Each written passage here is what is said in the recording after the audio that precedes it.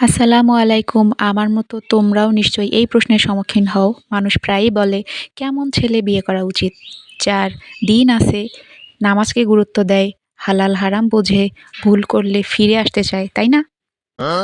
আরও আছে, যার চরিত্র ভালো, রাগ সামলাতে পারে, গালি দেয় না, মানুষকে ছোট করে না, টাকা কমবে কিন্তু চরিত্র থাকলে সংসার টিকবে। যে দায়িত্ব নিতে জানে, সবসময় বড়লোক হওয়া জরুরি না, কিন্তু দায়িত্বশীল হওয়া জরুরি।